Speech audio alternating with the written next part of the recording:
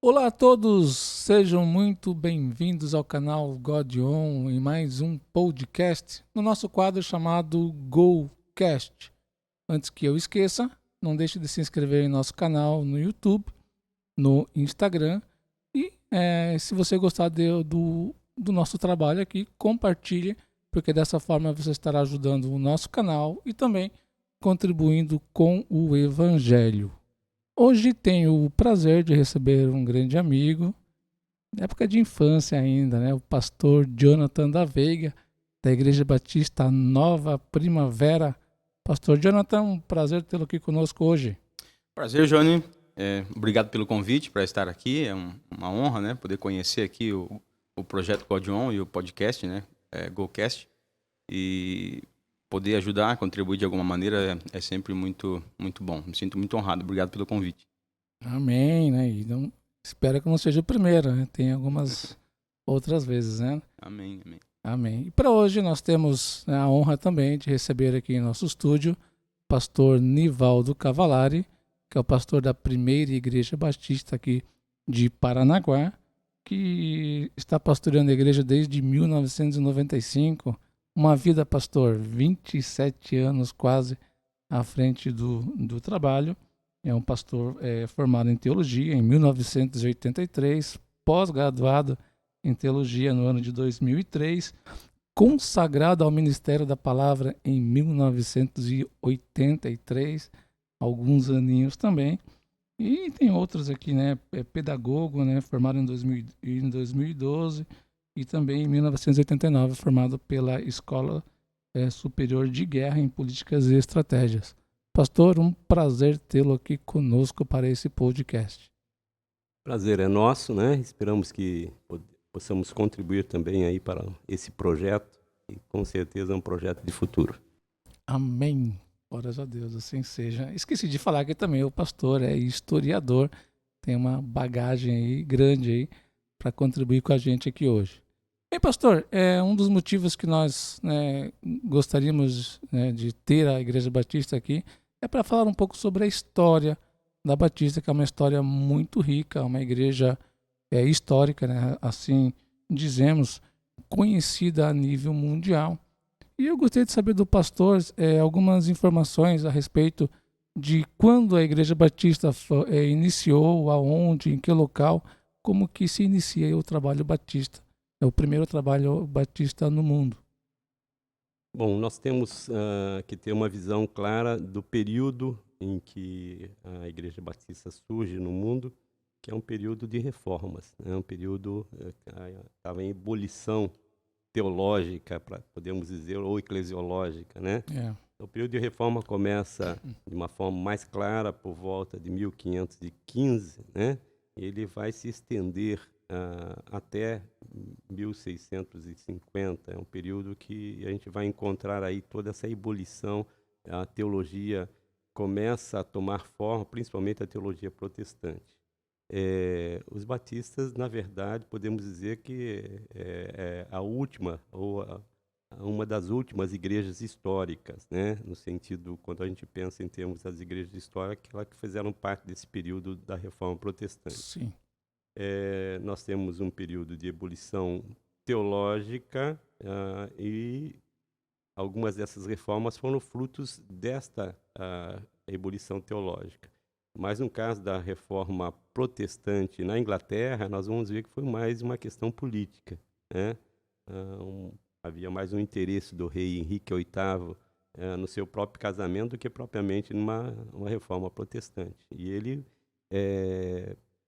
pede o seu divórcio à Igreja Católica, a Igreja nega, então ele se declara praticamente agora aquele que estaria dirigindo a Igreja Anglicana, a Igreja Sim. na Inglaterra, para que assim ele pudesse também se divorciar e casar-se novamente com a sua cunhada, né?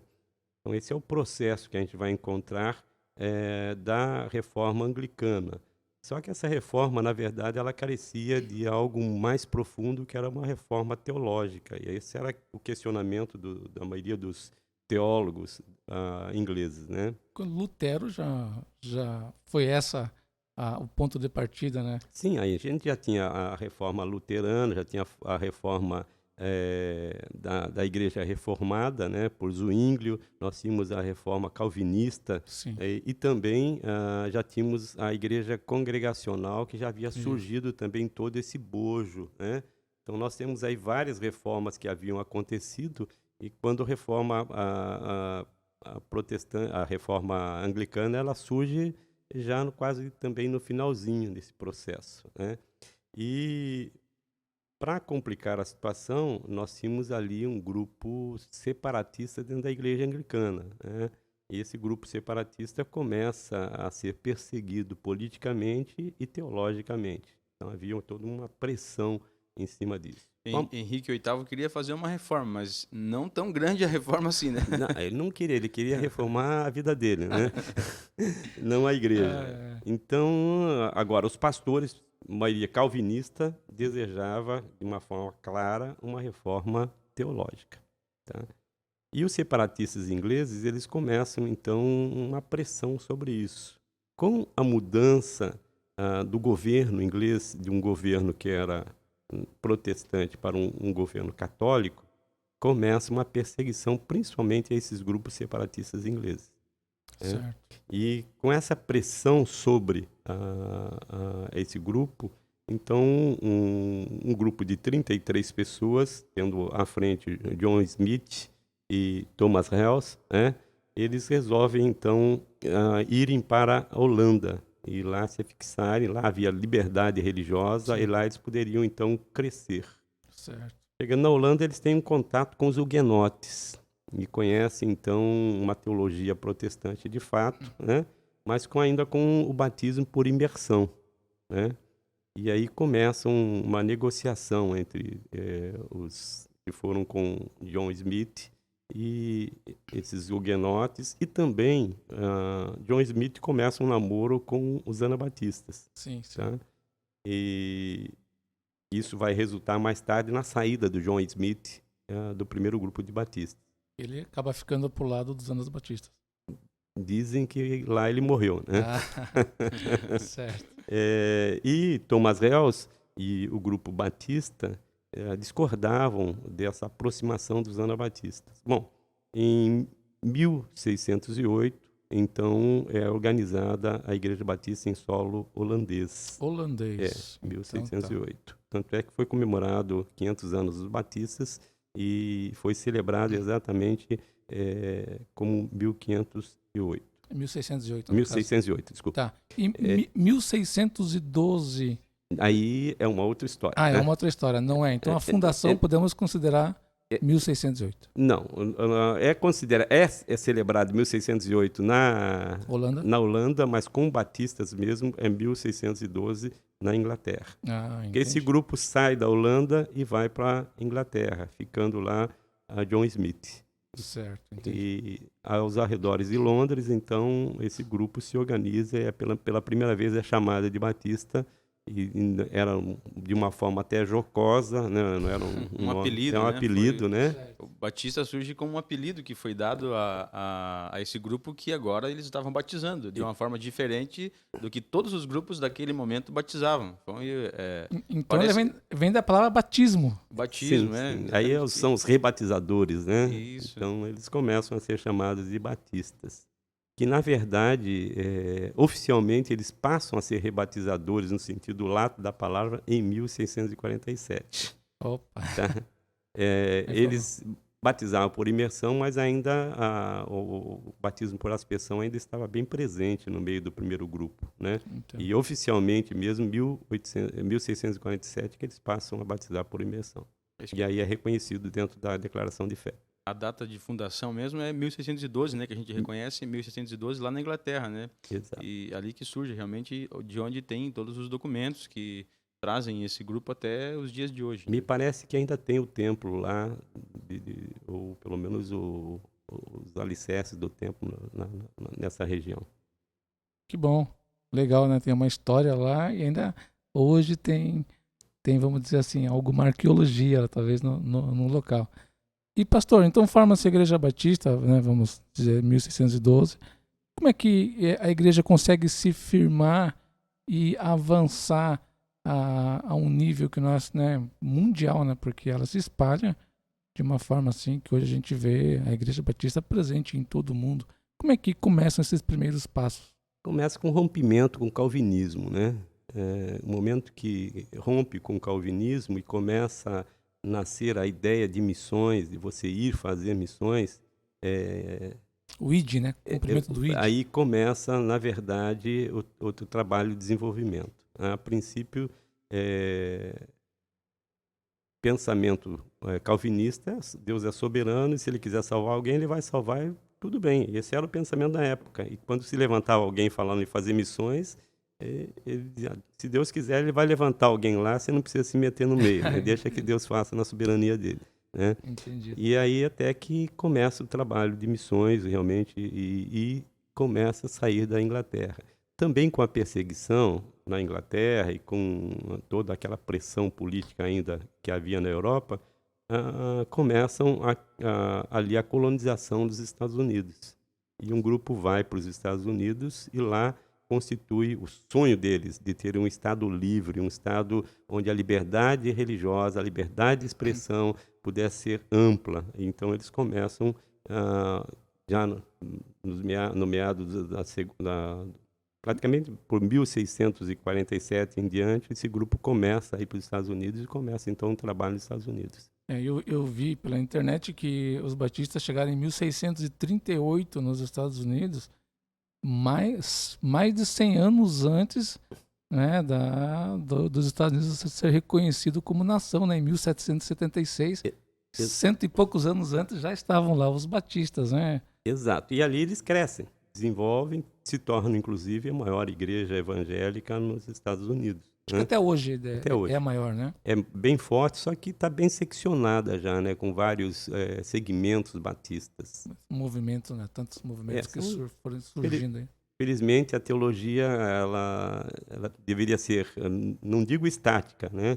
Mas ela se tornou dinâmica demais no sentido da forma e não do conteúdo, né? E, infelizmente, acaba também afetando o conteúdo quando você mexe na forma do cristianismo. Uhum.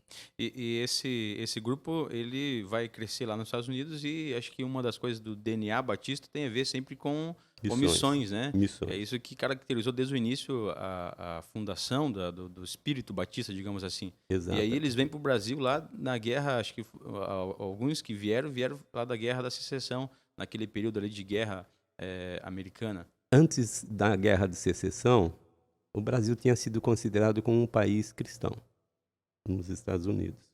Então, eles achavam que não era tão importante vir para o Brasil. Tá? Entendi. Inclusive, o missionário que foi enviado para pesquisar no Brasil sobre isso não encontrou espaço aqui. Tá? Ele achou que realmente aqui não havia necessidade, porque o catolicismo era forte. Então, ele era considerado um país cristão. Nos Estados Unidos, o catolicismo e o protestantismo sempre tiveram um crescimento harmônico, né? Não tiveram tantos problemas. Então, para eles, tinha cristãos aqui, está muito bom. Né? Inclusive, até hoje, assim, nos Estados Unidos, a questão de harmonia protestante e católica. Né? Aliás, nos Estados Unidos, há muitos católicos que vivem uma vida mais evangélica do que os evangélicos no Brasil. Acho que desse ponto de vista, né, acho que tem uma coisa interessante a gente mencionar, né, é que muitas vezes hoje, de maneira errônea, a gente caracteriza os católicos como de outra religião, né? Exato. Eles são católicos, né? Nós somos cristãos. Eles também são cristãos, são todos cristãos, né? Somos todos cristãos. Não podemos esquecer que até 1517 a igreja era uma só, e a igreja universal, a igreja católica. Não era bem assim, não. É mesmo? Não era bem assim, não. Ixi, então, né, você está atrasado aí pelo menos 1000 anos. Mas vamos adiante aí, pastor. Eu vi também que no Brasil a igreja batista chega por volta de 1871, 200 anos mais ou menos após, né, os Estados Unidos. Né? Como é que... Em que base começa essa organização, então, de entendimento que o Brasil deveria também ter o trabalho batista? Bom, com a chegada, o pastor Jonathan já deu um start, né? Com a chegada do grupo que fugiu a Guerra de Secessão, nesse grupo nós tínhamos batistas, presbiterianos, metodistas, luteranos e anglicanos. Eles compraram uma gleba de terra no estado de São Paulo, uma grande gleba de terra, e ali eles formaram uma grande colônia. E essa grande colônia dividiu, e eles tinham lá os interesses em começar o trabalho protestante no Brasil. Então, cada uma tinha o seu trabalho. Os batistas, inclusive, dividiam um espaço comum com os outros grupos protestantes. Tá? Isso em Santa Bárbara do Oeste. E então foi organizada a Igreja Batista Santa Bárbara do Oeste em 1871.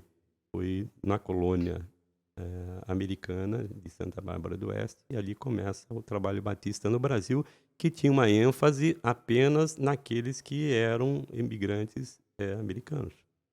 É uma igreja que só o Johnny podia participar dessa igreja lá, que era uma igreja de fala inglesa, né? Eles só faziam cultos em inglês, né? E essa era uma característica dessa igreja, né, pastor? Exatamente. Tá? Então não havia ideia, até certo ponto, de missão. De expansão em solo brasileiro. Não era uma igreja de missão, era uma igreja, na verdade, que atendia a necessidade daqueles que vieram para aqui residir, de colonização. De auxílio, então. Né? Exato. Entendi. Bom, aí começa o questionamento se deveriam ou não evangelizar, né? E é interessante que começa a surgir no seio do grupo pessoas que mais tarde vão ser fundamental para a expansão do evangelho em todos os cantos.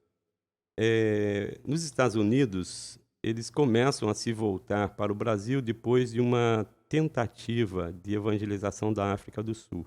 Então, o mesmo missionário que foi para lá, depois foi enviado para cá, e ele, então, manda a notícia de que o Brasil deveria ser um alvo. E aí, então, vem o Begbie, o nosso primeiro missionário, né?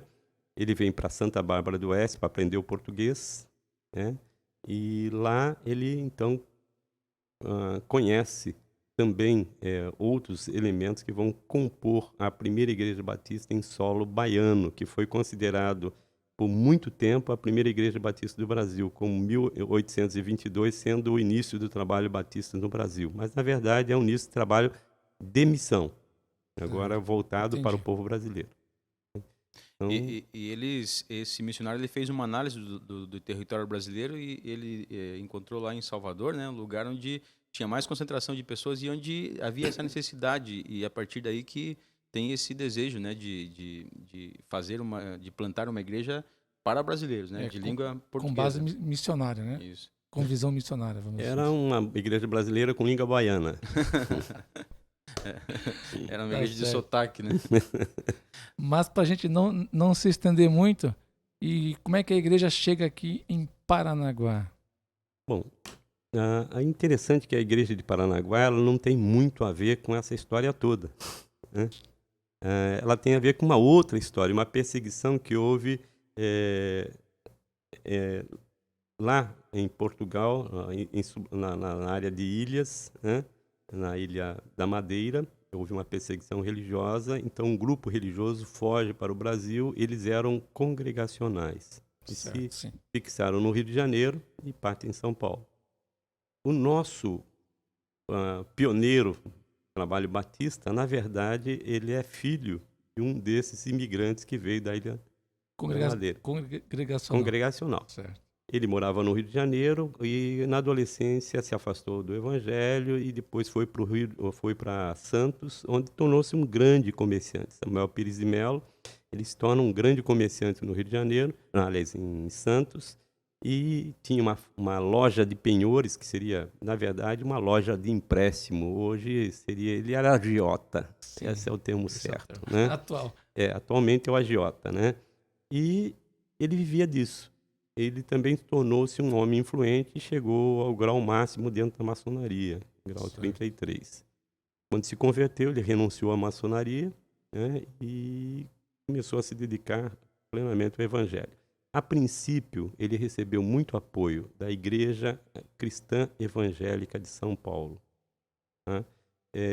essa parte é muito complicada, a gente não conseguiu ter muitos dados a esse respeito, mas ele permaneceu pouco tempo em contato com a Igreja Cristã Evangélica de São Paulo, e ele então veio com uma missão, saiu de São Paulo com uma missão. Depois que ele vendeu a loja dele em Santos e começou a investir num projeto missionário, ele comprou vários animais, muitos folhetos, muitas bíblias, e o objetivo era descer, pegando por Sorocaba, chegando a Curitiba, indo até o Rio Grande do Sul, onde morava parte dos seus familiares. O objetivo era chegar no Rio Grande do Sul. Paranaguá não estava no trajeto. Não estava na rota. Acho que não estava na rota dele, né? Dele. Mas estava, com certeza, estava na rota de Deus já. Né? Não podemos esquecer disso. E quando ele chega em Curitiba, ele e toda a sua comitiva, as bíblias e os folhetos começam a acabar. Então ele combina com a equipe ficar em Curitiba, e ele sozinho desceu a Paranaguá com o objetivo de pegar um navio, voltar a Santos, fazer o carregamento, voltar e subir novamente para Curitiba. E ele toma então o trem no dia 7 de setembro de 1902 e desce a Paranaguá. No trem, ele estava lendo a Bíblia dele, né? Tranquilo, e uma senhora começou a esticar o pescoço para ver o que ele estava lendo, né? E percebe que ele está lendo um livro. E ela se interessa por aquele livro e pergunta que livro que era aquele que ele estava lendo. E ele fala que é o livro de Deus, a Bíblia Sagrada, o livro que realmente fazia razão na vida dele. E essa mulher ficou muito interessada. O nome dela é Dona Calpurnia Rosa, né? Nós temos familiares dela ainda hoje vivo aqui em Paranaguá, né? São os donos ali do Hotel Líder, não sei se ainda é a família Vilarino.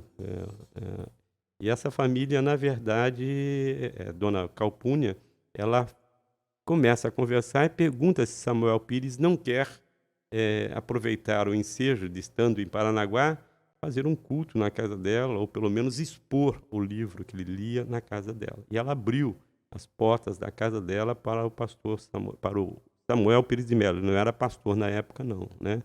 Ele era um leigo que estava desejoso de evangelizar. Combinou com Dona Calpurnia que às 7 da noite, então, alguém passaria para pegá-lo e levá-lo até a casa dela. E assim ficou combinado. Ele estava lá no hotel, alguém passou, pegou, levou ele para a casa da Dona Calpurnia, e foi o primeiro culto em língua portuguesa, culto evangélico, em língua portuguesa em Paranaguá.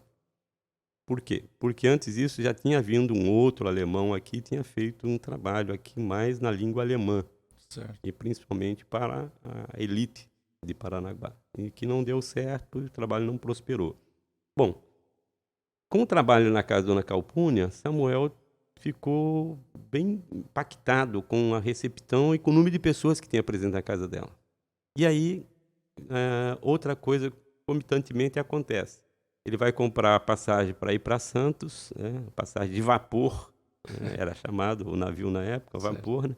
E não tinha vapor para aquela data, ou para aquele período. Ele só teria, acho que 1 mês ou 2 depois. Então, isso de setembro, ele só iria viajar em novembro. E foi o que ele fez. Ele comprou a passagem, então, e nesse período, ele falou, vou ficar fazendo o que aqui em Paranaguá, né?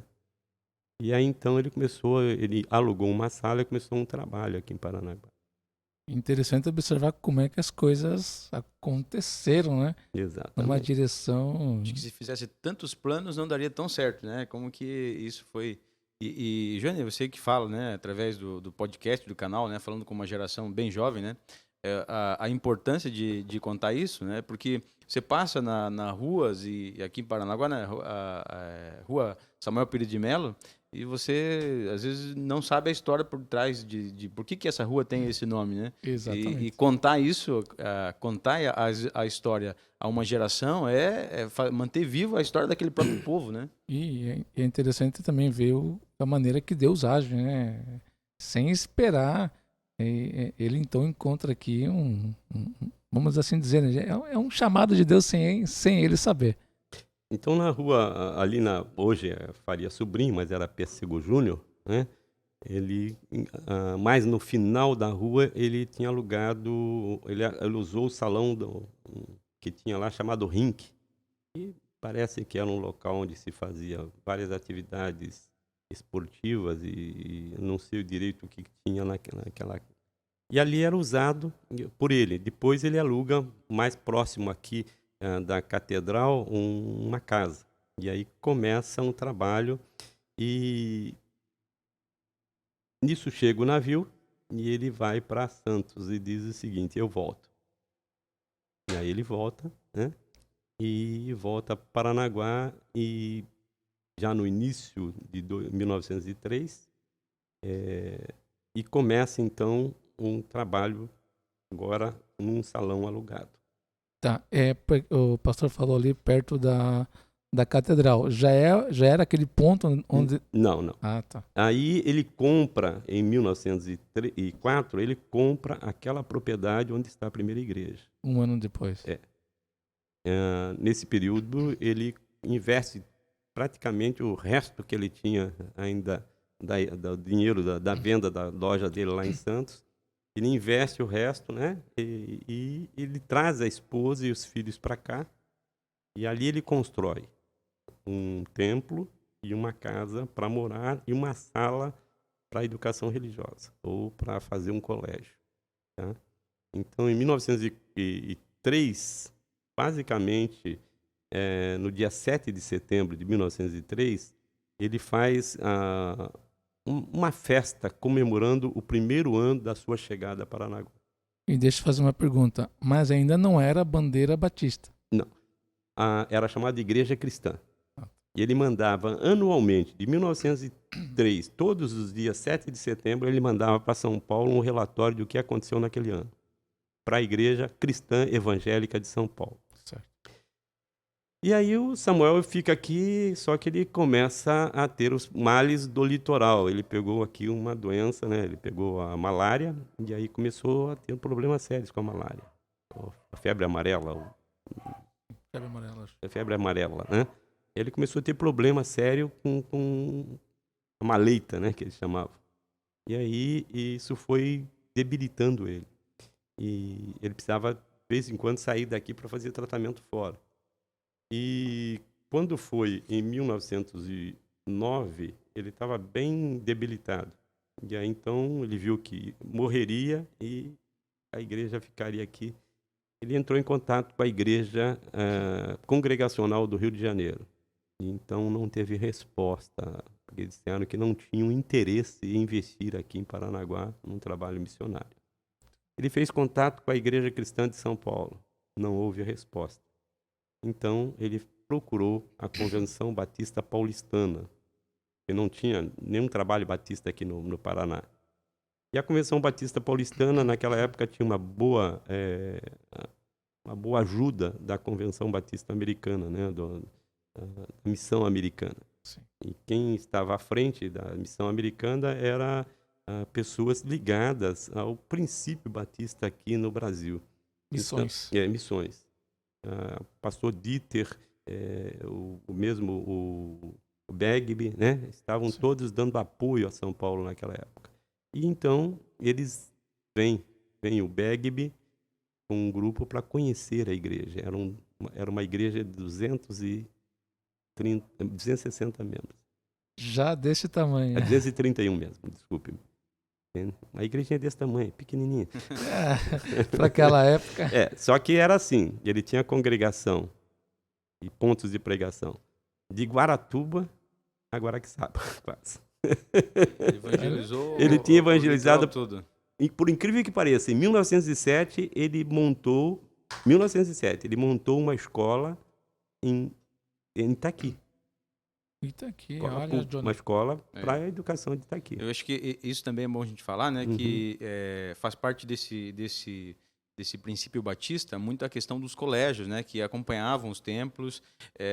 O princípio de que não é só você ser um cristão. A fé cristã ela tem que melhorar a tua vida e a coisa principal é que você consiga ter acesso à Escritura para que você possa ser digamos assim, você é como que um fiscal do pastor daquilo que ele fala, você confere na palavra de Deus. Isso depende também do teu crescimento, né? É porque os americanos trouxeram esse ideal deles, né? Educação e cristianismo tem tudo a ver. E essa era a ideia. Você tem uma ideia, eu fiz uma pesquisa e fechei o meu curso de pedagogia lá com o TCC exatamente nessa área, sobre a contribuição dos batistas para a educação no litoral do Paraná no início do século XX. E é interessante, nessa pesquisa, é que numa igreja batista, ou na maioria das igrejas batistas, o índice de analfabetismo era apenas de 20%, enquanto no Brasil era de 80%. E aí você vai perceber isso na prática, né? Que isso vai resultar em uma qualidade de vida, vai resultar em um nível social melhor, em virtude de uma prática que foi trazida pelos americanos e que é um dos princípios batistas, né? A questão da educação. Com a organização, então, da primeira igreja, mas nesse período, o Samuel Pires de Mello ele fica muito ruim.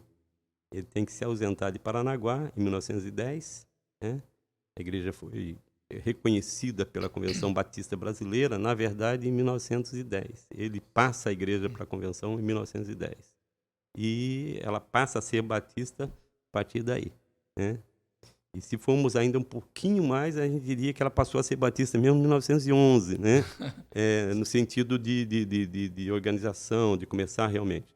E nós temos aí, então, de 1911, a chegada do Robert Pettigrew, que é o missionário americano que assume o lugar do Samuel Pires para dar um apoio e dar continuidade à obra dele aqui em Paranaguá. Samuel Pires, infelizmente, morre em 1911 na cidade de Campinas, onde ele se tornou um missionário batista e estava à frente de uma igreja batista em Campinas.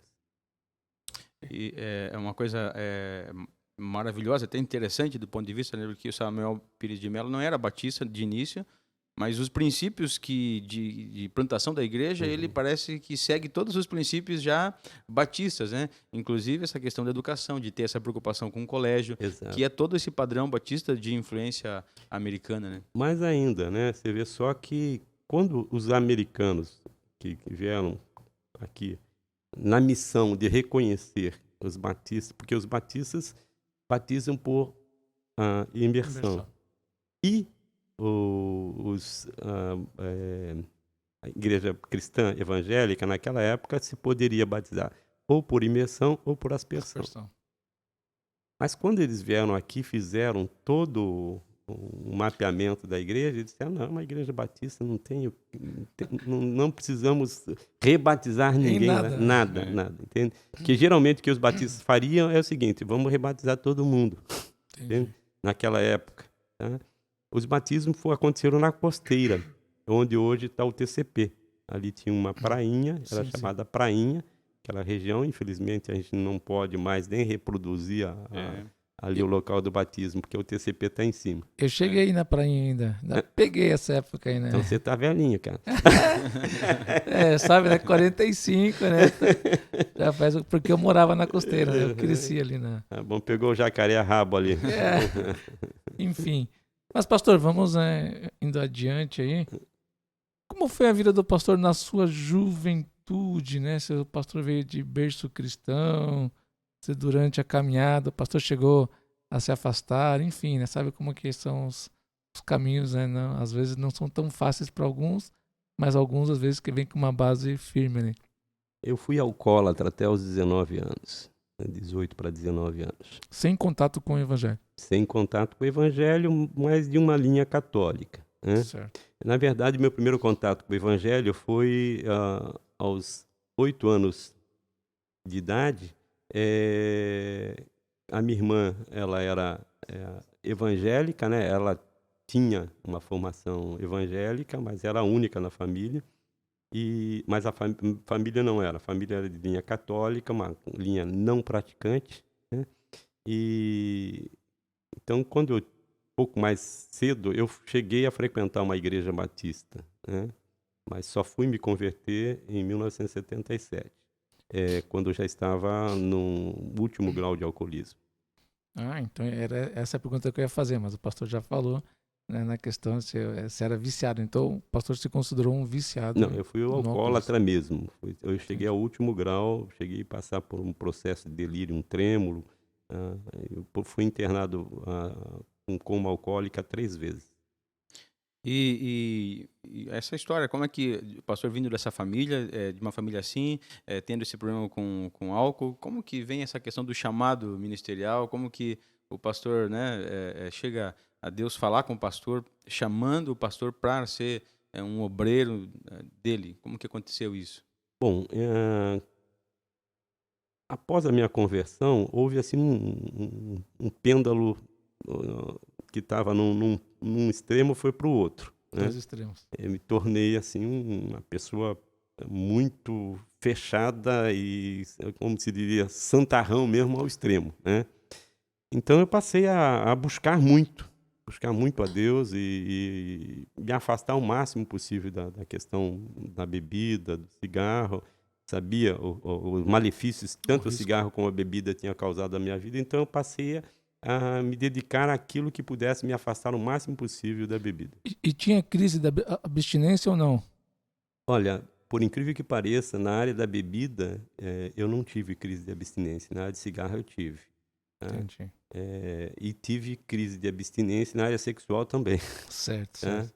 Então, porque tinha uma vida desregrada antes, agora você tinha que ter uma vida regrada. Isso. Então, eu passei a ter uma vida agora de busca, né? E comecei a me envolver com a evangelização, distribuição de folhetos, culto ao ar livre, e aproveitava todas as oportunidades que me davam para poder servir, né? E alguma pessoa em específico, assim, o pastor tem como seu pai da fé?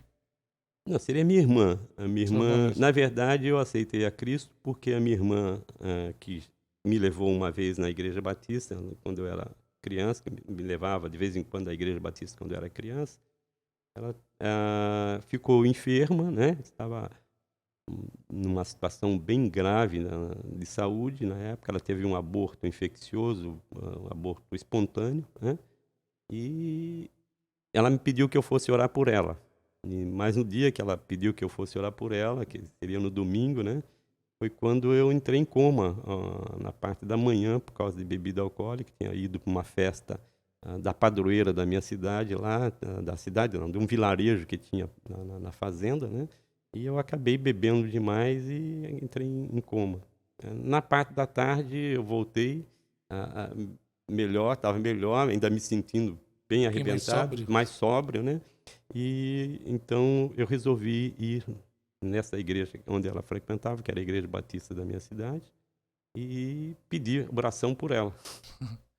Entendi. Que eu tinha prometido para ela, e palavra dada, palavra dada. Aí cheguei lá, aconteceu algo assim inusitado, né? De repente eu me vi como que se tivesse melhorado da bebida, e quando abri o olho eu estava lá na frente, falando com a igreja, né? E a partir dali eu fiz um pacto com Deus de que eu realmente serviria ao Senhor. Estava com um cigarro no bolso, aí joguei o cigarro fora e passei a ter uma vida de compromisso, de leitura da Bíblia. E ali foi o local de impacto, né? É. Da decisão. Agora, quanto à chamada, eu fui para Sorocaba 6 meses depois. Meu pai foi transferido, meu pai era funcionário público federal e trabalhava numa fazenda do governo. Ele foi transferido para uma outra fazenda. E lá eu fui frequentar a Igreja Batista Central de Sorocaba. Lá a igreja começou a me dar oportunidade para ficar na portaria, para aconselhar jovens, para fazer visita para pessoas novas convertidas. E comecei a orar muito sobre isso. Até que um dia eu comecei a me sentir, não sabia o que era ser vocacionado. Eu sabia que tinha pastores, mas não sabia o que era isso. Aí um jovem seminarista pregando, falou acerca do seminário, né, que ele estudava, tal. E eu fiquei muito interessado nisso. Fui procurar o que era seminário, e aí o meu pastor me informou como é que era feito todo o processo para uma pessoa ser um pastor, né? E a partir dali eu me senti vocacionado.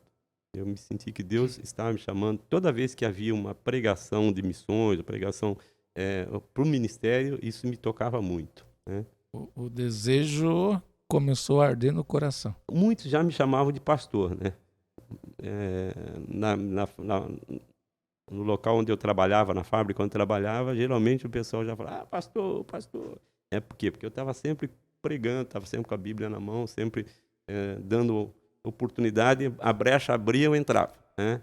E na igreja, o pessoal me chamava de Chico Bíblia e várias outras coisas, porque qualquer coisa eu já entrava com a Bíblia, né? E repreendia e exortava tal. Evangelista nato. Eu acho que era mais exortativo. Um profeta, né? Aliás, esse é o meu dom mesmo, meu dom de exortação, de profecia, não o dom de evangelismo. Tá certo. Esse processo às vezes a gente que não passou por isso não tem ideia de quão profundo que é esse processo de libertação, né? De vícios, né? O quanto que isso é pesado, né? E o quanto que o diabo amarra as pessoas em tudo isso, né? Interessante. E foi uma das coisas mais interessantes que aconteceu, foi uma experiência tanto mística. Olha que eu não sou místico, eu sou bem racional, né? Mas foi uma experiência um tanto mística que aconteceu e que praticamente selou essa questão de vocação, né? Eu estava assistindo um ensaio de um coro, o coro estava cantando, eu estava lá na galeria, né? E orando, e eles estavam cantando uma música bem tocante, e eu estava orando, pedindo a Deus que abençoasse o coro e tal. De repente eu me senti como que fora de mim, né? Sim. Mas eu achei que foi uma experiência minha, que ninguém tinha percebido isso. E um jovem da igreja chegou e falou, olha, eu vi algo assim, assim, assim. E quando ele contou a experiência, o que aconteceu, ele estava todo arrepiado e chorando.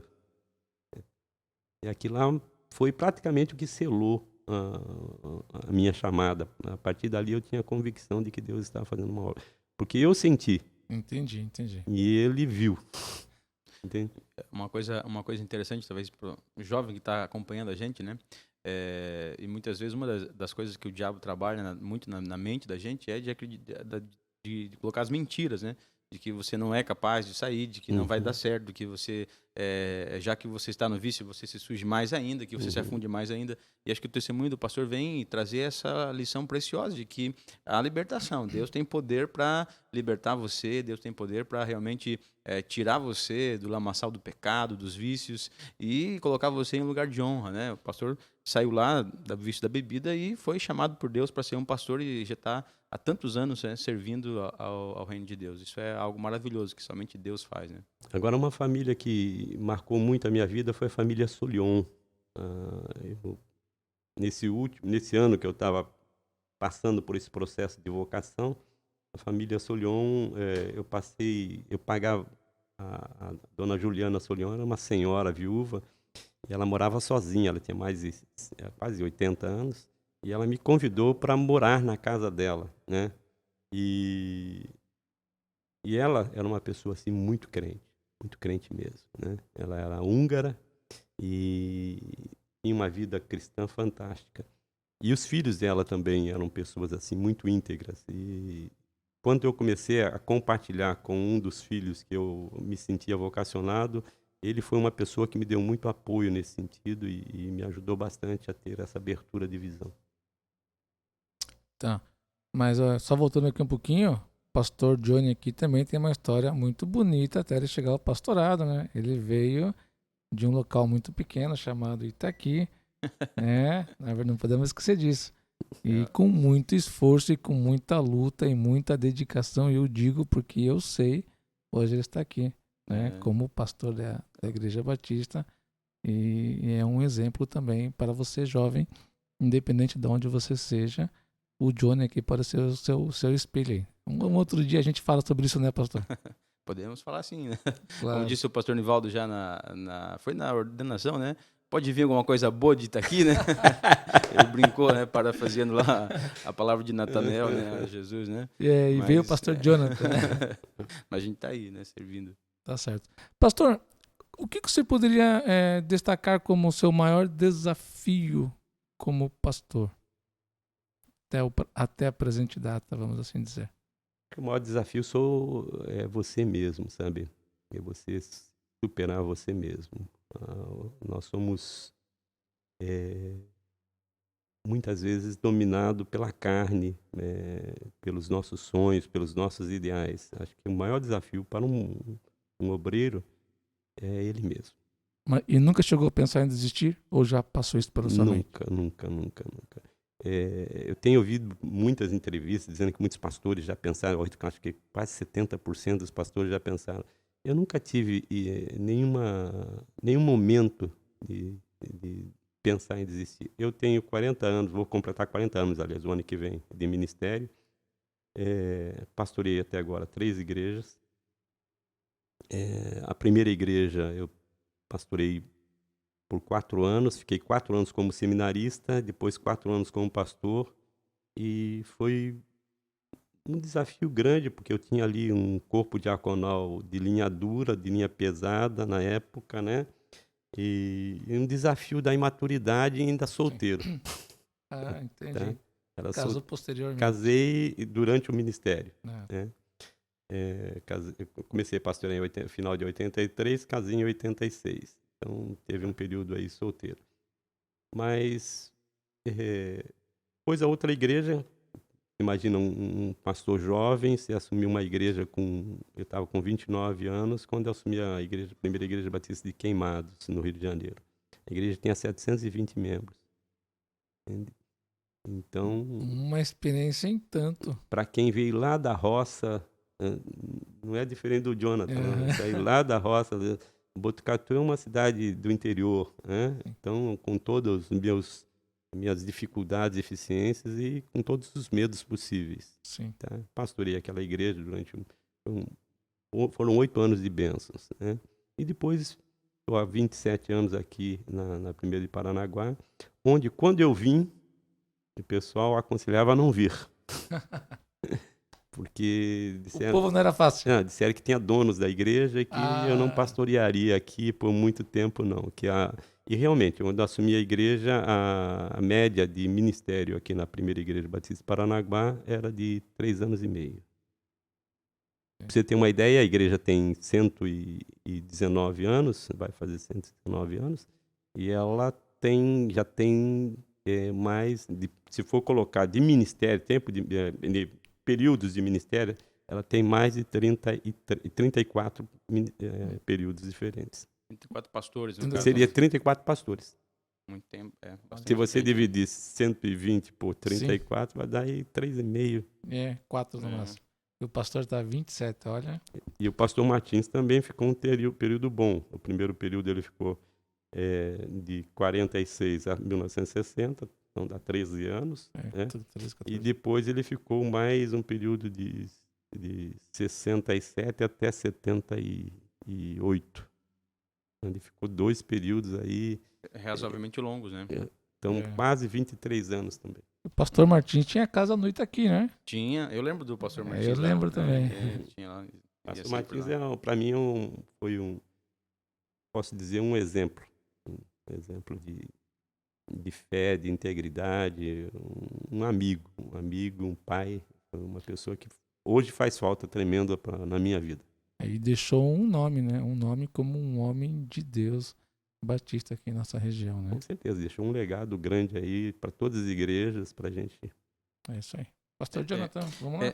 Pastor, a gente tem na estrutura batista tantas coisas que a gente poderia falar, né? Mas uma das coisas, assim, acho que tão legais, né? Que a gente tá lá na igreja, a gente está tentando resgatar isso, né? Eu trabalho com os embaixadores do rei, né? Que trabalham com esses meninos, né? De 9 a 17 anos, um processo de formação ali, de caráter, também com uma visão missionária. Queria que o pastor, que tem bem mais conhecimento do que eu, pudesse compartilhar com a gente um pouquinho acerca da história, um pouquinho acerca dessa organização, o que ela faz, o que ela quer fazer. Então, os embaixadores do reino no Brasil começam na década de 50 com o missionário Alvin Hatton. Né? Ele vem para o Brasil com o intuito de começar essa organização que já existia nos Estados Unidos. A visão dos embaixadores é a formação missiológica, a formação moral e a formação espiritual dos meninos. Poderíamos dizer, formação moral e espiritual dos meninos com uma base na missiologia.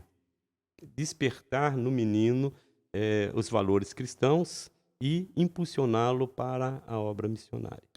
E eu posso falar um pouquinho, pastor, porque eu fui embaixador. Né? Até hoje eu aprendi o hino com 11, 12 anos, nunca esqueci.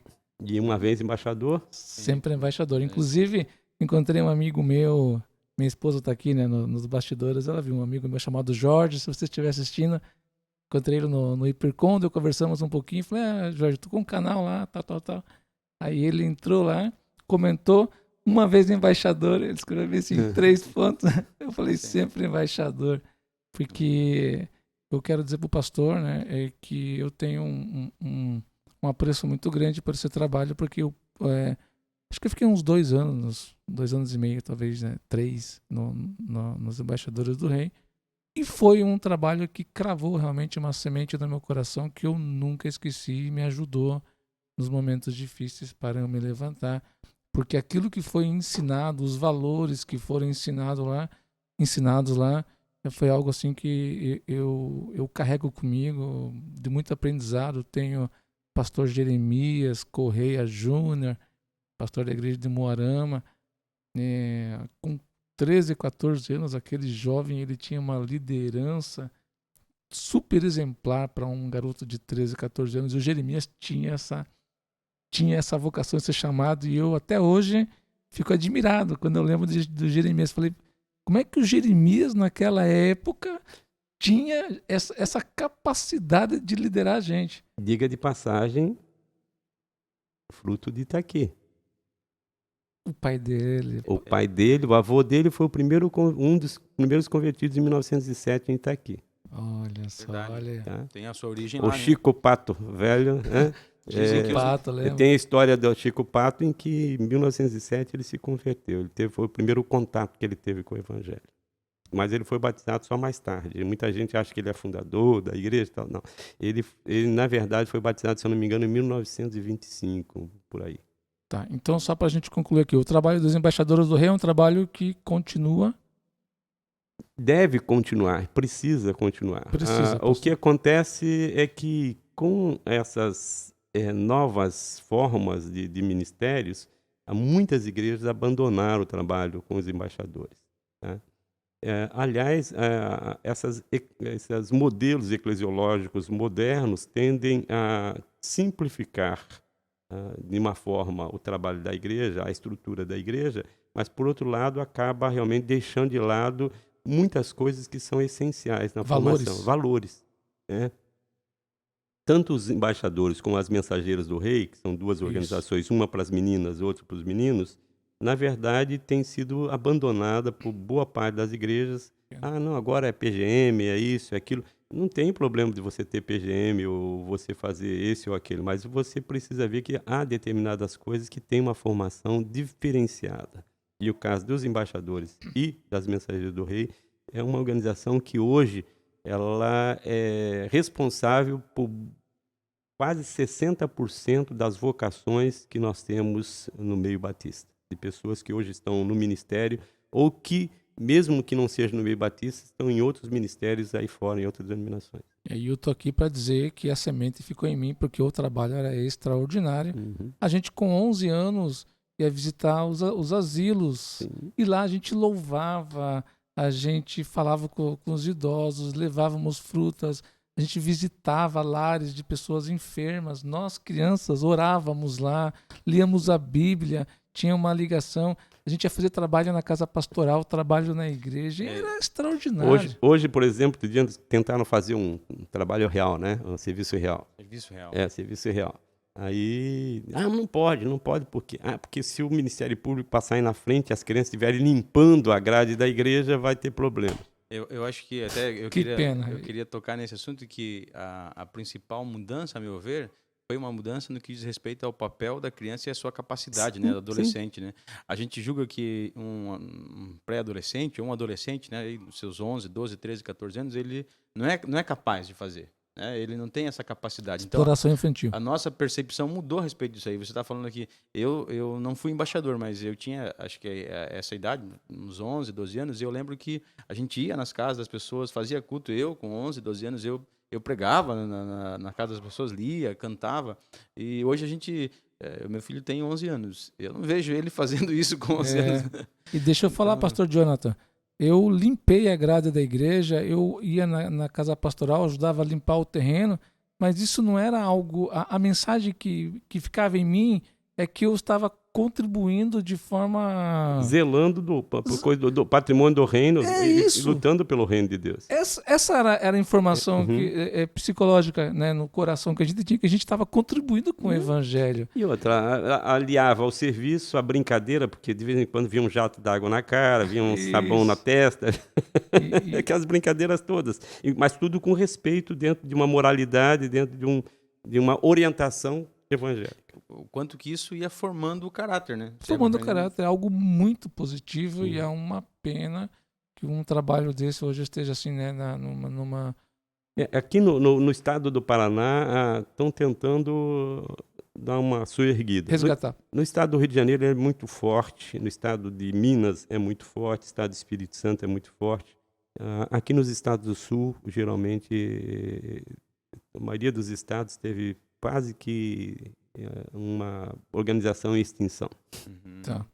Bem, vamos adiante. Eu faço votos que o Embaixadores do Rei consiga voltar com a mesma força que tinha antes, porque é extraordinário o trabalho. Hoje a igreja, carro-chefe do litoral, que é a primeira igreja, não tem trabalho de embaixador, para você ter uma ideia, por falta de liderança. É uma vergonha, eu estou dizendo, eu sou o pastor da igreja, Sim. tenho vergonha de dizer isso, mas não temos. Mas é eu uma até- realidade atual, né, pastor? Que não tá fácil. Acho que em muitos ministérios não tá fácil. E eu comentei com o Johnny aqui esses dias, numa conversa, que lá na igreja é uma irmã que está trabalhando com os embaixadores, né? Ela que tem se levantado e demonstrado assim a força das mulheres. Ela olhou e falou: não, tem que fazer alguma coisa com esses Aliás, meninos, no né? litoral, a primeira embaixada foi dirigida pela irmã Saturnina Sim. Baca. Saturnina, ela morreu com 103 anos. E ela foi a primeira, 101, aliás. Ela foi a primeira líder de embaixadores aqui. Ela e a irmã Brasilina também, que veio de estar aqui. Ó, você que está nos assistindo, coloque na sua oração o trabalho dos embaixadores do rei, porque eu estou aqui e muitos aí conhecem esse trabalho. É um trabalho riquíssimo que contribui muito para o evangelho. Bem, vamos adiante. E o trabalho Covo, pastor? Então, o trabalho do Covo é um trabalho interessante. Começa na união de homens, né? Trabalho com homens aqui do estado e tem a sua base principal aqui no litoral, né? Nós tivemos basicamente o início do Covo, construtores voluntários aqui no litoral. O Covo tem como objetivo dar apoio à obra missionária, especialmente a igrejas pequenas, e o Jonathan tem mais propriedade para falar, porque ele já foi servir lá, ele já trabalhou, né? Já ajudou. São pessoas que estão aposentadas ou que doam parte das suas férias para construção ou reconstrução de templos ou de locais que foram vitimados por uma catástrofe. Exato. E os irmãos do Covo, né? Os coveiros, eles não pode dizer, os não covistas. pode falar, não pode falar coveiros que eles não gostam. Né? Covistas. O Jamil brinca, né, com relação a isso. Mas eu estive com eles e foi assim, estive com eles em vários momentos, né, com os irmãos, em algumas viagens missionárias, né. E é interessante como que é uma questão geracional. Eles são todos aposentados, né, senhores ali, acima de 65 anos. E você vê a incrível força de trabalho desses irmãos, fazendo o trabalho de alvenaria, de carpintaria, de serviço de pedreiro, é serviço pesado. E esses irmãos, para acompanhar eles, né, acordar às 6 horas da manhã até 7 horas da noite, trabalhando sem parar. E você não vê ali reclamações, Tá brincadeira. Você vê, eles brincando o dia todo um com o outro, né, rindo.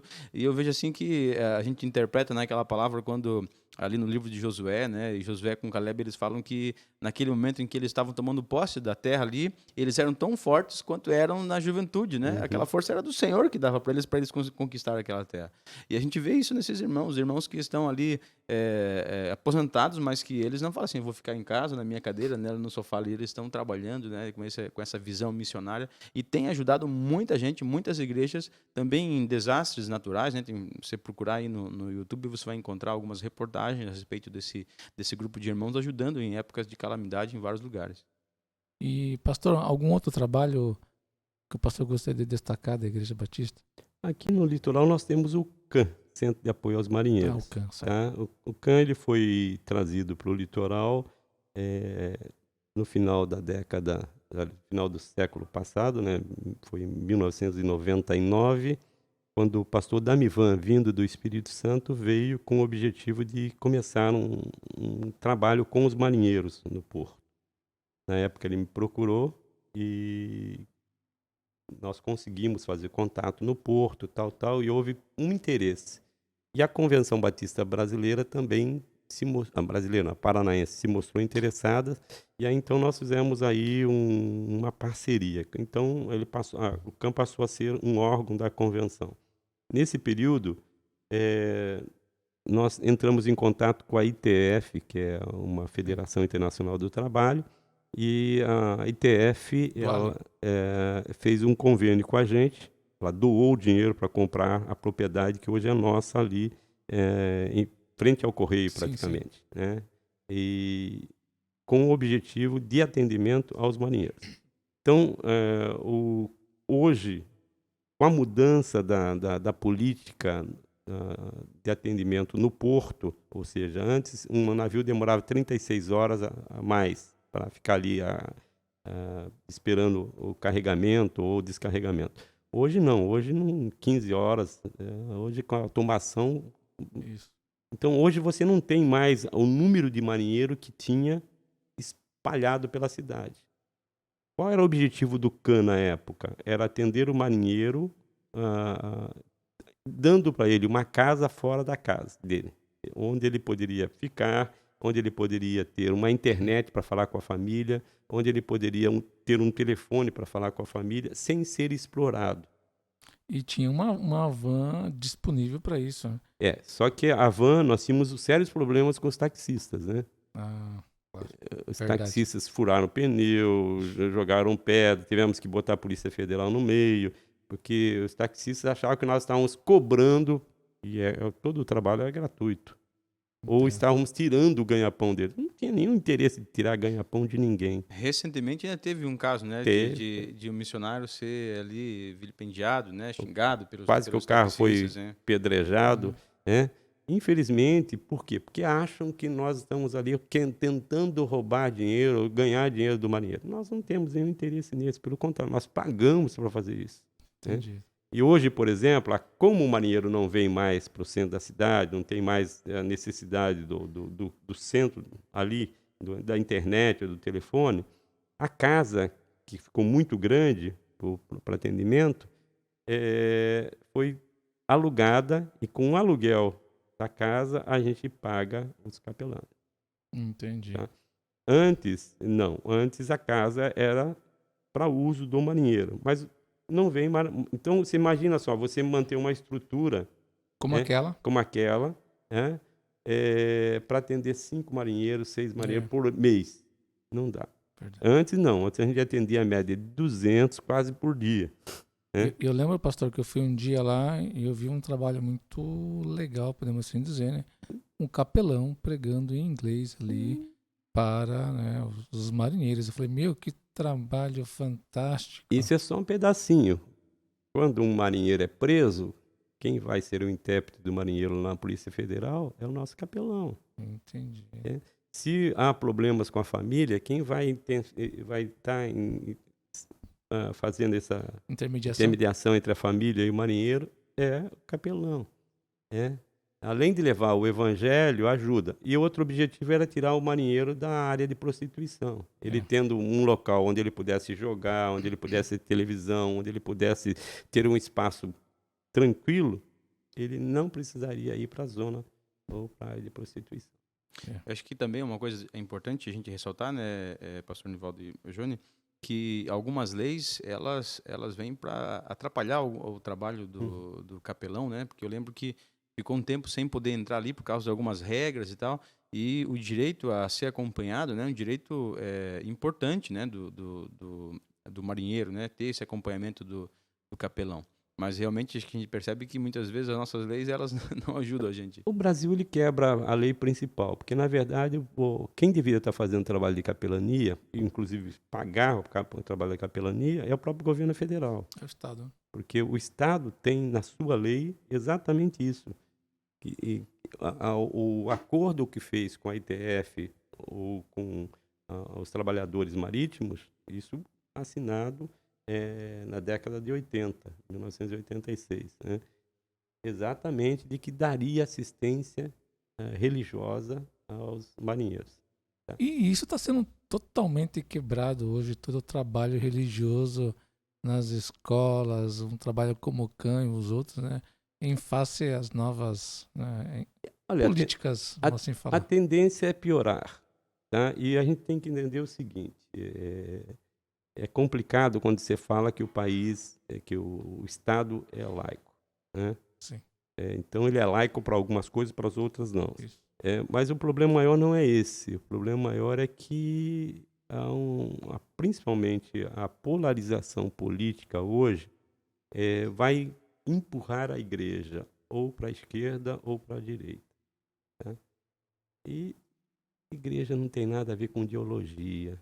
A igreja tem a ver com o reino de Deus. Tá? Não é nem de Lula, nem de Bolsonaro, é de Jesus. Não. Infelizmente, nós temos muitos lulistas e muitos bolsonaristas que estão empurrando a igreja para um discurso ideológico. Inclusive, esse é um tema que eu e o pastor Johnny, em breve, estaremos trazendo aqui em pauta. É um tema que, infelizmente, já estamos colhendo alguns frutos disso. Quanto mais a igreja se posicionar ideologicamente e não teologicamente, mais perseguição ela vai colher. Acho que um autor chamado Timothy Keller, ele diz que todas as vezes que a igreja e o Estado elas deram as mãos, a igreja não conseguiu assim purificar o Estado. Foi o Estado que contaminou a igreja, né? Então sempre quem sabe perdendo nesse abraço é a igreja. Os maiores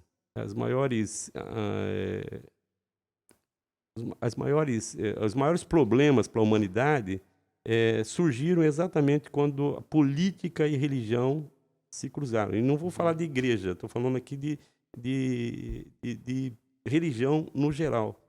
Tanto o Islã, como também o cristianismo, o budismo, toda vez que a religião interfere no Estado, ou o Estado interfere na religião de uma forma direta e elas praticamente se fundem, começam problemas, e problemas sérios. Pastor, nesse tema, acho que é uma coisa muito importante. A gente está vivendo uma era completamente secular, né? No sentido de negação da fé, e até um dia o Estado é laico, mas há uma pressão para que é um desincentivo à fé, à religião, o que não poderia acontecer por parte do Estado e de políticas e tal, né? E isso tem enfraquecido as instituições, a família, até o próprio Estado, né? Eles se enfraquecem com isso. Eu queria perguntar para o pastor, em relação à igreja, como que nós, como cristãos, como igreja, né, de maneira geral, poderíamos nos posicionar diante desse estado secular que vivemos? Eu acho que começa na preparação da criança. Hoje, o que nós estamos falhando muito é a educação cristã. Tá? A maioria das igrejas não tem mais escola bíblica dominical. A base para uma formação seria a formação na educação religiosa ou educação cristã. Infelizmente, os pais também não investem nos seus filhos na educação cristã. Então, eu particularmente vou dizer uma coisa, talvez escandalize muitos pastores que vão me ouvir agora. Eu sou contra a educação religiosa no colégio. Eu sou contra. O senhor não chegou a ver assim algo muito positivo nesse trabalho? Não. Não? Educação religiosa, não. Eu sou favorável. Uma coisa estou falando educação religiosa. Educação, sim, certo. Não estou falando de evangelização, Sim. não estou falando de trabalho religioso, não. Estou falando de educação religiosa. Geralmente, quando há educação religiosa no colégio, ou vai polarizar para uma religião ou vai polarizar para outra. Entendido. Tá. O problema que o pastor falou recentemente. Educação cristã, educação religiosa se dá em casa, se dá na igreja. Se a gente quer enfrentar o futuro, a gente precisa preparar melhor os nossos filhos. Uhum. Eu fiz um tempo desse, eu fiz um quadrinho em que eu coloquei ali todas as horas de ensino, por exemplo, que uma criança tem, desde ali da pré-escola, indo para colégio ali, nível médio e até o ensino superior. E eu somei a quantidade de horas de anos letivos. E aí eu peguei as horas de uma criança que ela frequenta a escola bíblica, domingo pela manhã, e ela vai no culto domingo à noite. Então, seriam ali mais ou menos 2 horas. E eu fiz esse cálculo de 5 anos até por volta de 23 anos, quando seria uma criança que se formou. Somei também a quantidade de horas com base nas estatísticas de redes sociais que as crianças passam. Só isso já me deixou cansado, cara. Não, olha só, veja só, a horas de influência do Estado através da educação e a horas de influência das redes sociais nos nossos filhos, ele teria que, para ser equiparado, a igreja ou a família teria que investir 4 horas de investimento, você investir na vida do teu filho 4 horas todos os dias. Você chegar do trabalho, um cara que ela acordou 8 horas da manhã, foi trabalhar, ele chegou 6 horas da tarde em casa, e ele vai dedicar 4 horas da vida dele para influenciar o seu filho, para equivaler aquilo que o Estado e as redes sociais estão tendo sobre as crianças. Mas outra coisa que eu acho que nós poderíamos fazer, e como cidadão, não como igreja, porque quando você envolve igreja, você começa a ter problema de perseguição, e perseguição começa a algo mais direcionado. Mas como cidadão e como cristão, não como batista, primeira igreja batista, mas como cristão, eu preciso começar a me posicionar um pouco mais sobre a questão que mais tem influenciado e tirado pessoas da igreja ou do cristianismo, que é exatamente a educação universitária. Sim. Se eu não posso falar de religião na universidade, eu não deveria poder falar também sobre ideologia. Mas o que mais acontece é quando o universitário chega lá. Na verdade, existe uma ideologização da universidade. Hoje você não consegue passar por uma universidade sem ser massacrado pela ideologia. Sem ser convertido por uma... Eu tive problemas, eu terminei a FAFIPA em 2012, não faz muito tempo. Sim.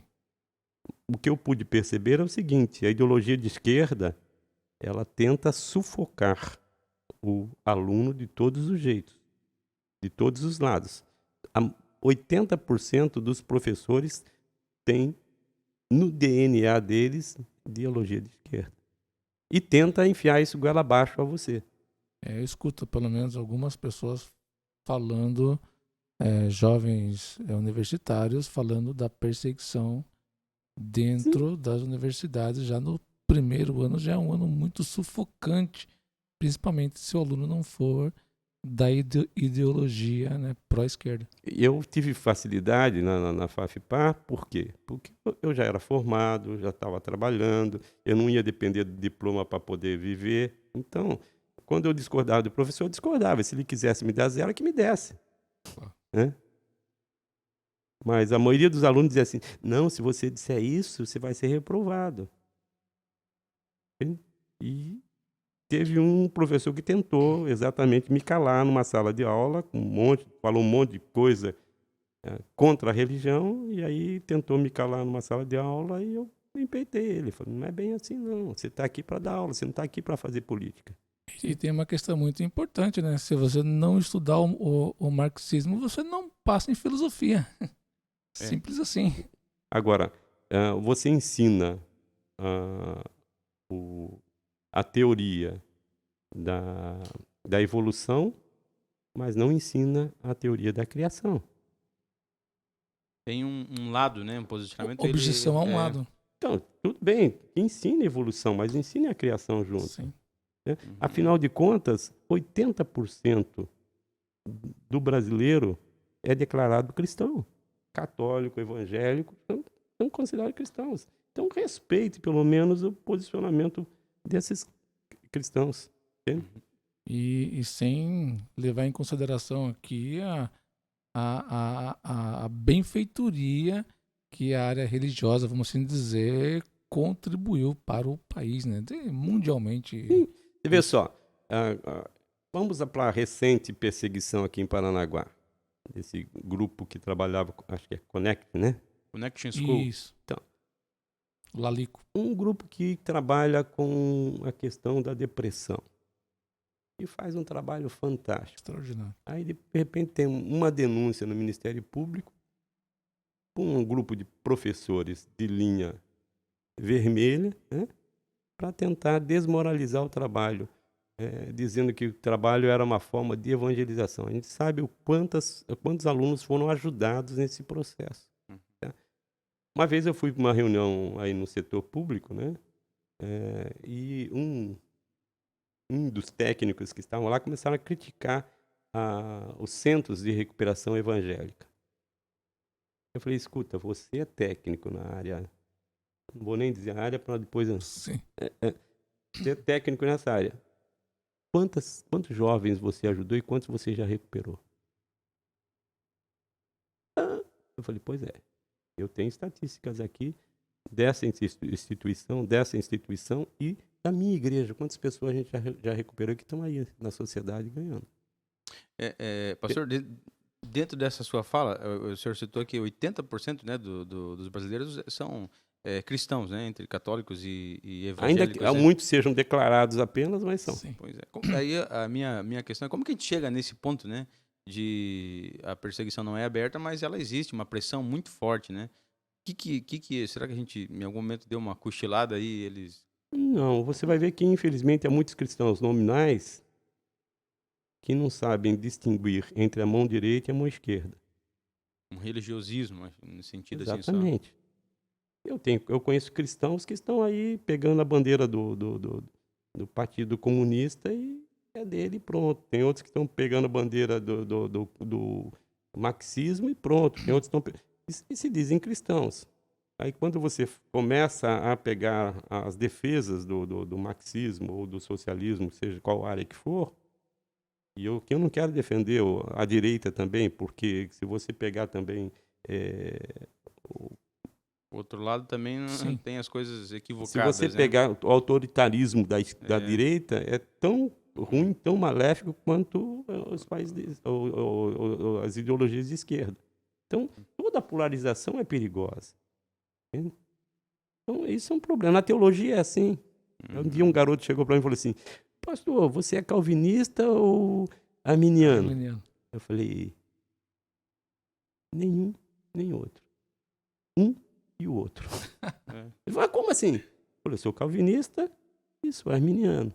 Não sou calvinista e não sou arminiano. Naquilo que realmente há de bom no calvinismo e que tem embasamento bíblico, eu sou calvinista. Mas aquilo que há de bom no calvinismo, mas que não é bíblico, eu não sou calvinista. E aquilo que há de mal no calvinismo, também não sou calvinista. Da mesma forma com respeito ao arminiano. Então, eu acho que, na verdade, o que falta hoje, infelizmente, é pessoas que tenham capacidade de raciocinar e de assumir um cristianismo crítico e bíblico. Pastor, mediante a situação atual, né, um tema, né, bastante atual, conversado aqui, a nível Paranaguá, como é que o pastor vê a união evangélica, as igrejas evangélicas, o corpo evangélico de Paranaguá? É um corpo unido? É um corpo que o senhor acha que está meio desunido? Tem já um trabalho, uma visão para enfrentar essas dificuldades atuais? Eu vejo o seguinte, quando se fala em união dos evangélicos, você tem que ver alguns aspectos. Sim. Há o aspecto de comunhão festiva. Quanto a isso, a gente está bem, porque a AMEP ela promove muito bem muitas comunhões festivas, né? Em alguns aspectos, também nós temos um bom relacionamento dos evangélicos no interesse, quando há interesse comum. Entra a palavra interesse. Tá. O que eu não vejo comunhão e que é difícil é a comunhão teológica, tá? Aí é complicado. E eu respeito aqueles que não têm o mesmo pensamento teológico que eu. Mas eu tenho dificuldade de sentar com muitos e de caminhar juntos na área teológica. Tá? O que vai também nos dar algumas preocupações, porque muitos estão defendendo ideologias achando que é teologia. E esse que é o erro. Tá? E aí me obriga muitas vezes a querer que eu vá para uma reunião política, ou para uma reunião que tem caráter religioso, mas que eu sei que é política.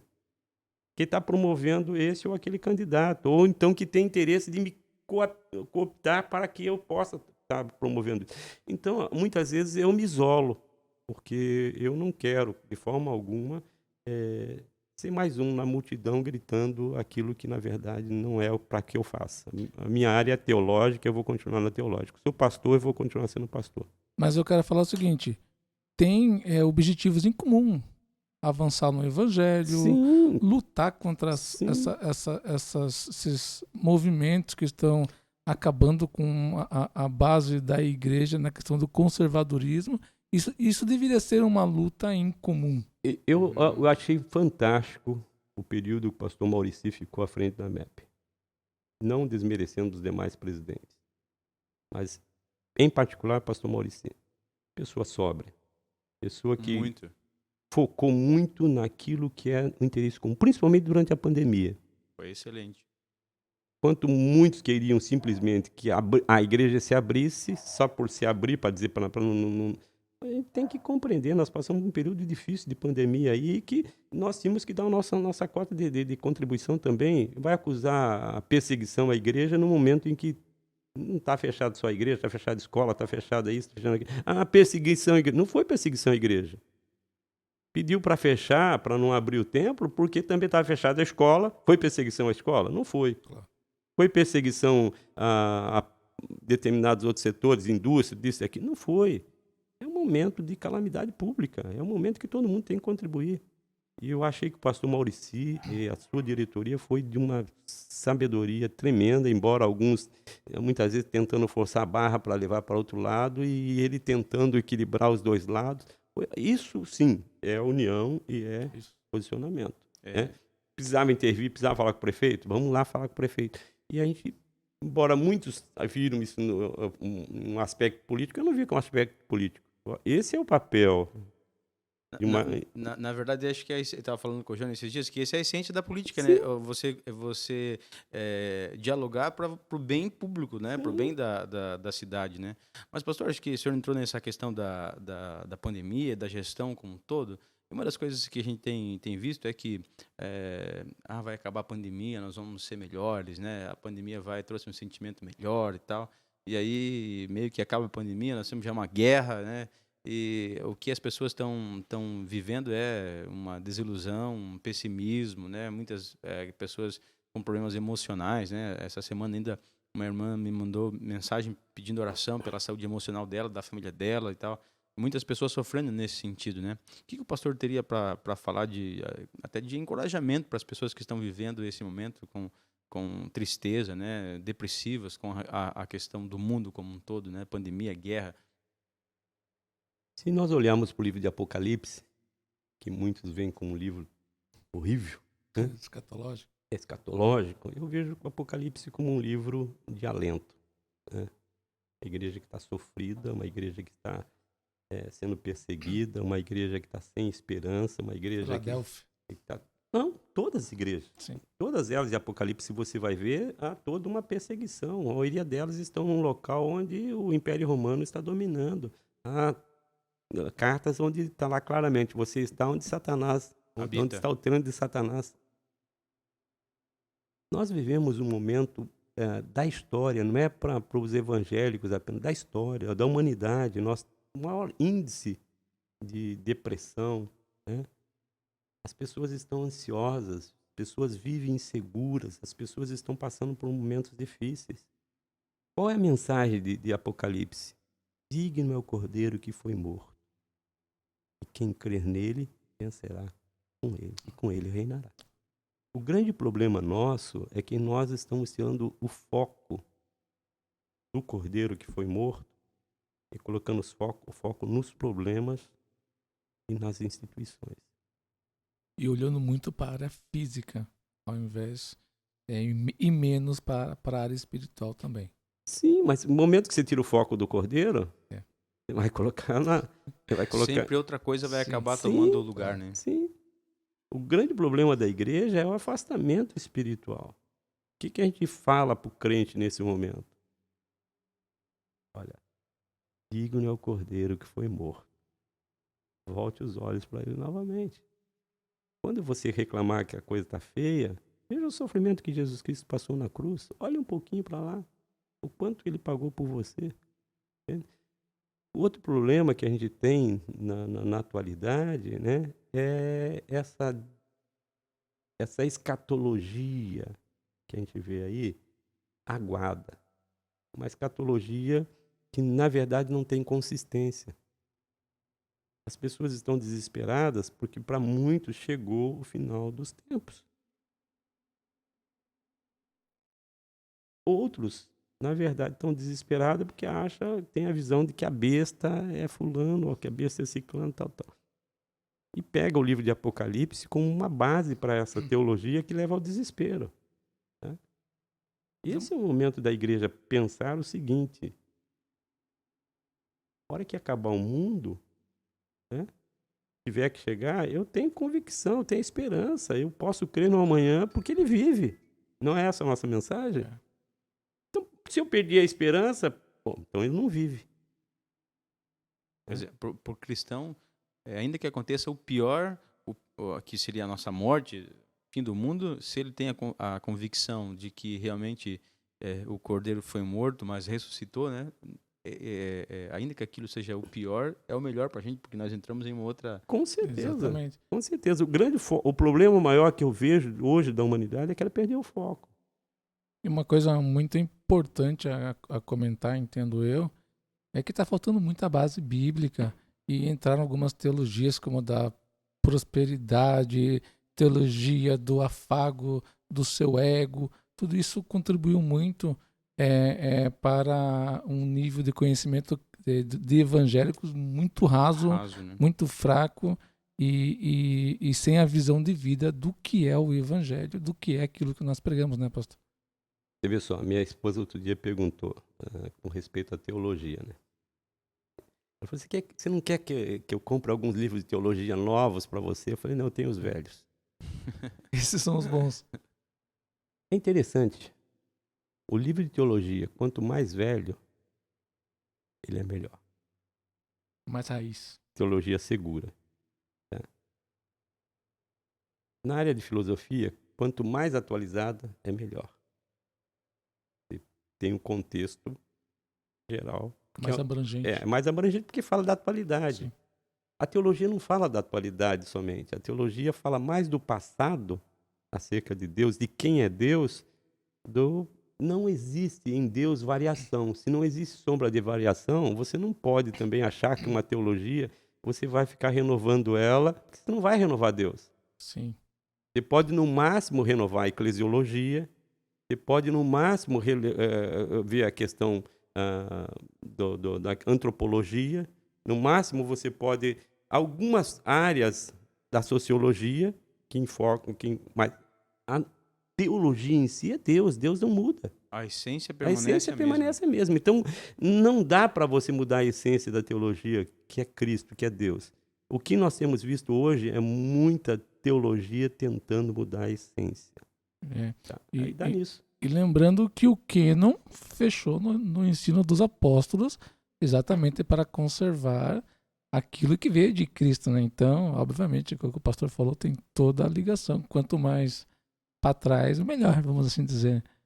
Você pega um comentário, por exemplo, da década do século XVIII, final do século XVII, início do século XVIII, XIX, você vê uma essência bíblica ali bem segura, né? Você pega comentários de Lutero, de Calvino, tem coisas que eu não concordo, tá? Mas a essência ali é algo que te dá base, que te dá segurança. Agora, tem algumas teologias aí que...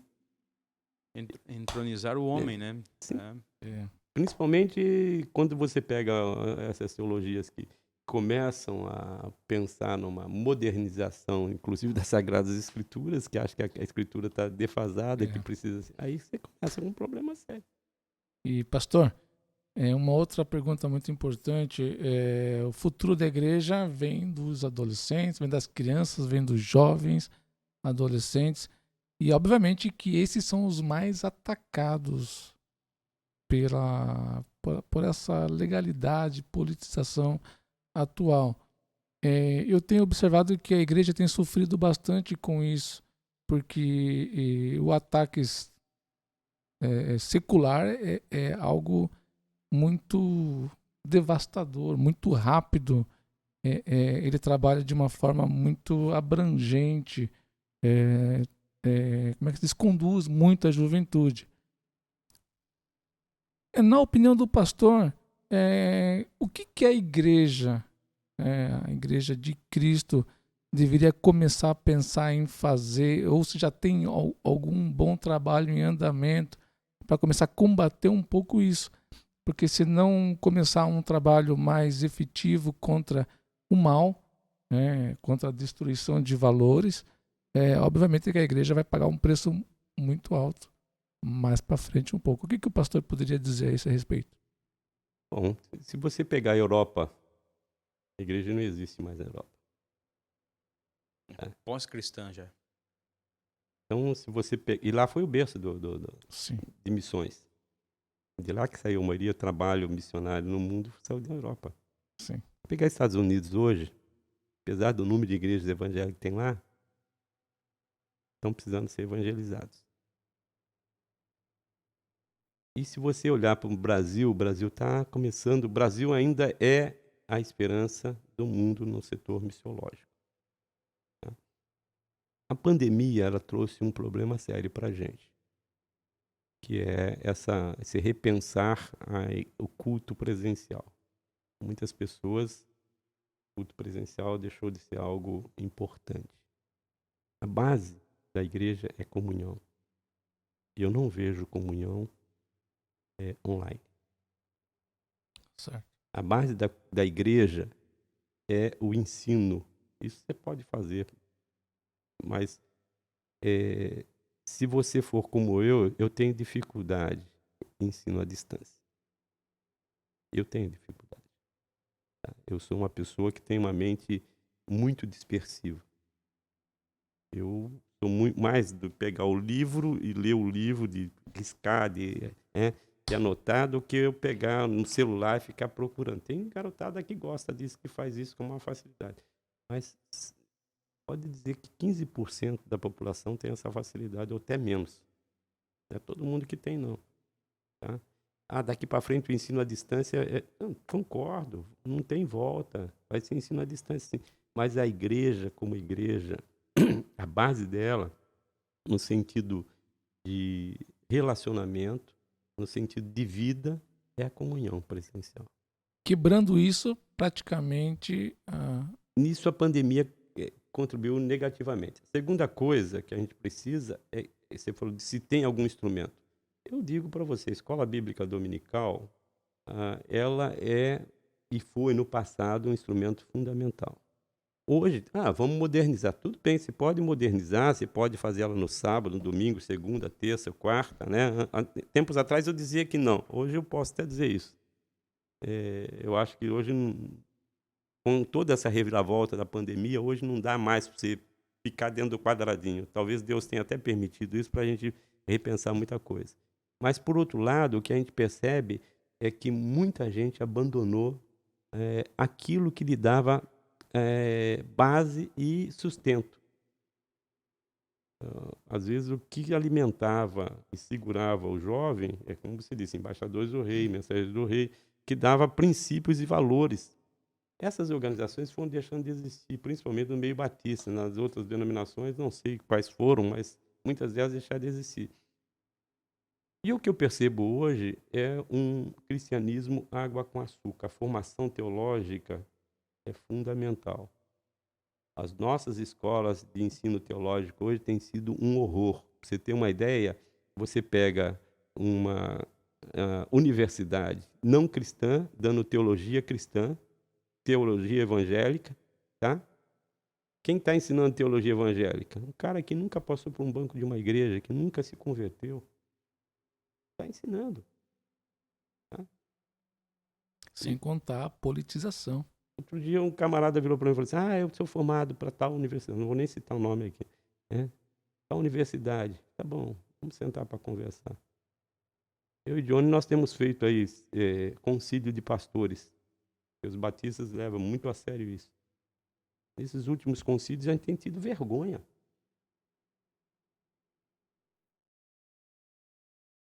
Se você tem igrejas com esse nível de teologia, o que você espera da igreja? Exatamente. O pastor da igreja é aquele que deve, com certeza, ditar o norte da teologia da igreja. A teologia é a coluna vertebral de uma igreja. Se você tem uma teologia fraca, você é fraco. A igreja vai ser fraca, não vai parar em pé. Então, há muitas igrejas lotadas de gente, mas se você espremer de cristianismo ali, não tem nada.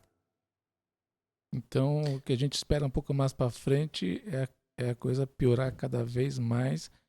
Aparentemente, meio irreversível isso.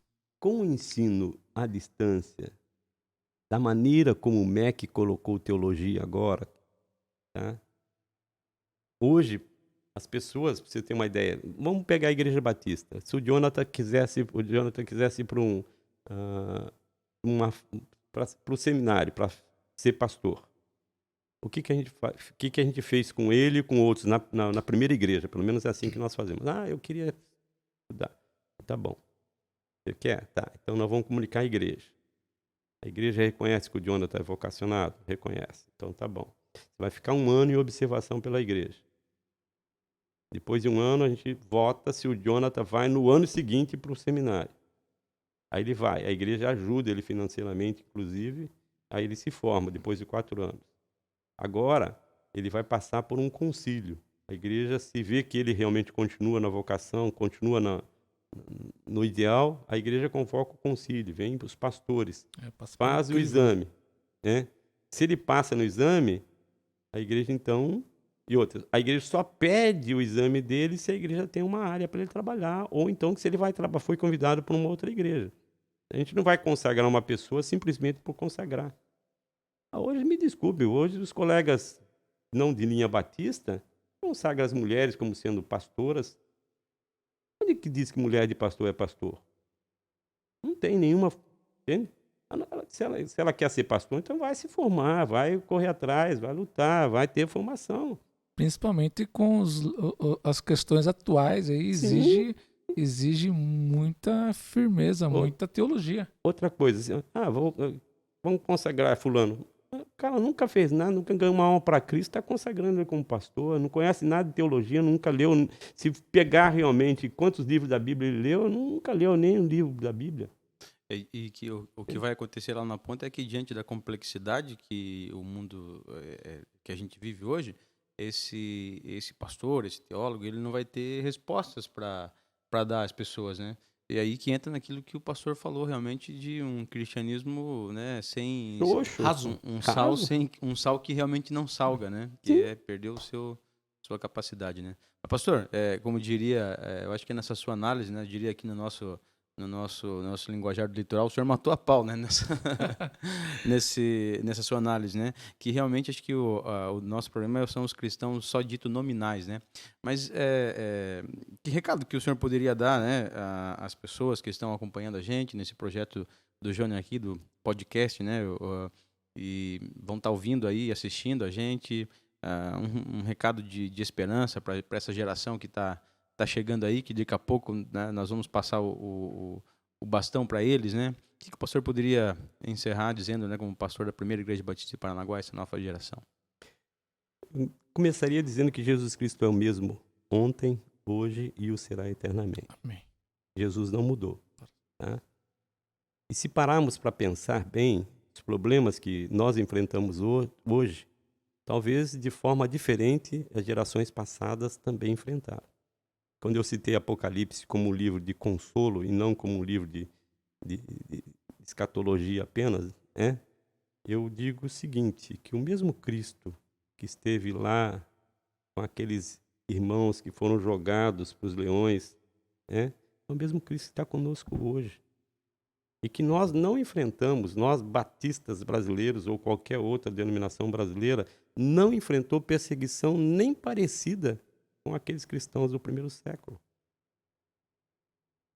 O grande problema nosso hoje é que a nossa perseguição é velada. Satanás está entrando por um viés muito complicado, que é o viés da mente, tá? Da ideologia. Antes não, antes era da violência, da brutalidade, da perseguição, da proibição. Hoje não. Hoje você não sabe realmente, sem querer você está cantando ideologia e alguém já botou na sua mente a ideologia. A influência é muito alta, né? Sim, muitos dos nossos cânticos não traduzem de forma alguma a teologia bíblica. E uma coisa interessante também é que você começa a observar muita letra de louvor sem base bíblica nenhuma, interpretada sem qualquer exegese, enfim. Eu assisti uma mensagem essa semana, assistindo só ouvir. O marido estava ouvindo e como é do pastor da igreja do meu sogro lá em Campinas, eu também ouvi ele falando sobre as mentiras que nós cantamos. E ele pegou um corinho nosso, com Cristo no bar... Não, como que é? Meu barco é pequeno e grande é o mar. Esse aí, puxa, esse Não, eu cantei minha vida inteira, tá. né? Ele foi interessante o que ele falou. Esse cântico termina como? Jesus segura minha mão, né? Tá? Ele é meu piloto E tudo vai bem na viagem para Jerusalém, tá. Verdade. Jerusalém não tem mar. Verdade. Se você pegar um barco para ir em Jerusalém, você nunca vai chegar lá. É verdade. Cercada, né? Uma cidade Ele falou assim, montanhosa. eu digo que muitas vezes a gente passa a infância cantando uma mentira. Depois você descobre que cantou mentira e você fica desencantado com o cristianismo. Esse é apenas uns detalhes que aos poucos começam a ser observados, igual o pastor, né? Essa canção em si, nunca imaginei. Precisa conhecer geografia bíblica para poder fazer essa Exato. análise. O grande problema hoje é que qualquer pessoa acha que pode pegar a Bíblia e interpretar a Bíblia. Tá? Então, eu diria claramente isso. Vamos tentar pegar um cristianismo mais raiz, né? Lembrar que Jesus Cristo é o mesmo ontem, hoje, será eternamente, e de que Ele não vai nos abandonar. Ele está conosco. Qual a última palavra de Jesus? Eis que eu estou convosco, né? Eis que eu estou dias. convosco todos os dias até a consumação dos séculos. Amém. Ligado a isso está Atos 1:8. Vão Que receber diz o claramente poder que do vai Espírito. receber o poder do Espírito Santo. Tem gente que está querendo... Na verdade, não vai receber o poder. Vai receber o poder que é o Espírito Santo. Pruide. Só que o crente hoje, ele acha que ele vai receber o poder. Ele é o poderoso. Ele não é poderoso. Poderoso é aquele que veio habitar nele, que é o Espírito Santo. E a palavra ali, poder, é a palavra dínamos no grego. Isso. E dínamo é o quê? É um gerador de energia.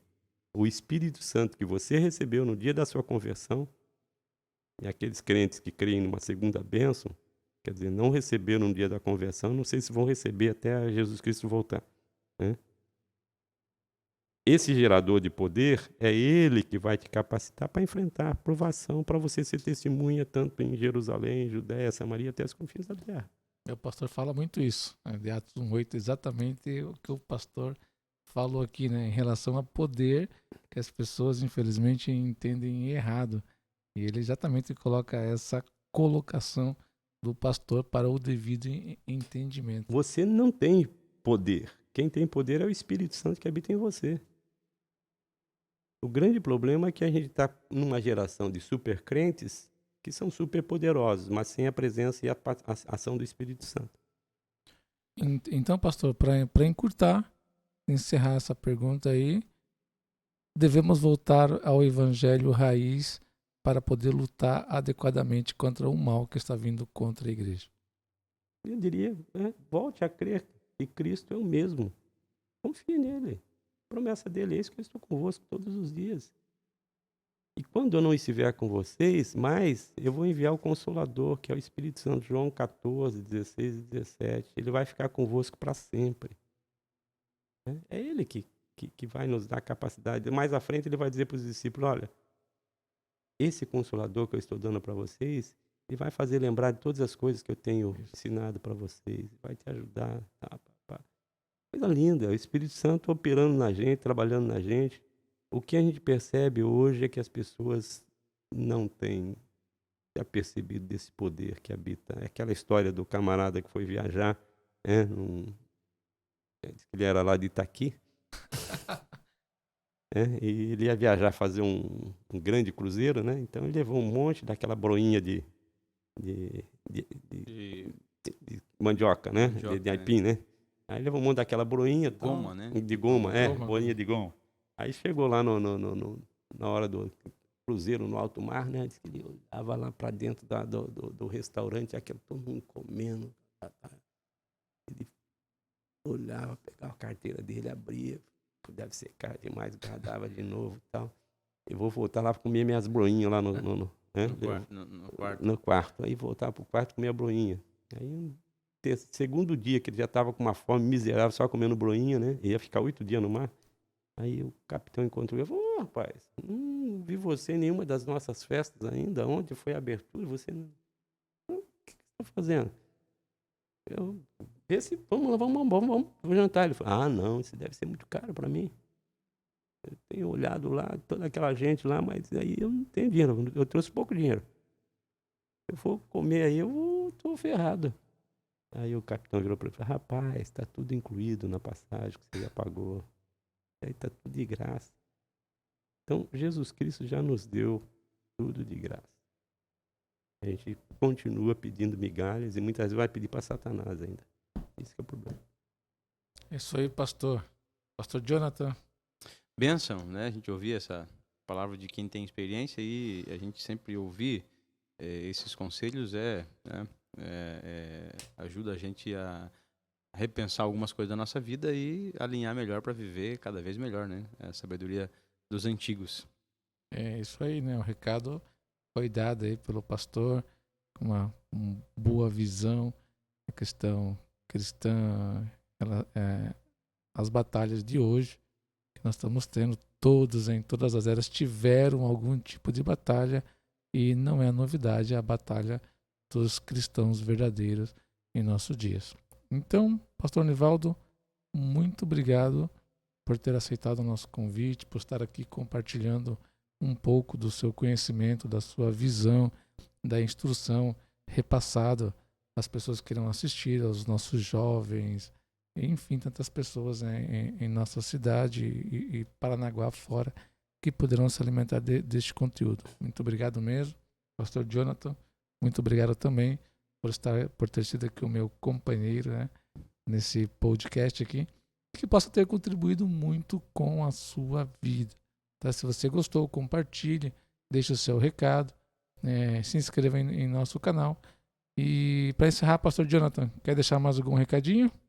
Não, só agradecer ao convite para estar aqui, né? Muito obrigado, me sinto muito honrado também ao pastor Nivaldo pelas palavras, né?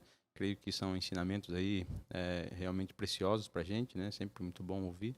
E muito obrigado também à equipe que está aqui atrás ajudando a gente, né? Pela recepção aqui no canal, né? E nesse podcast. Então tá bom. Grande abraço. Até a próxima. Muito obrigado pela audiência.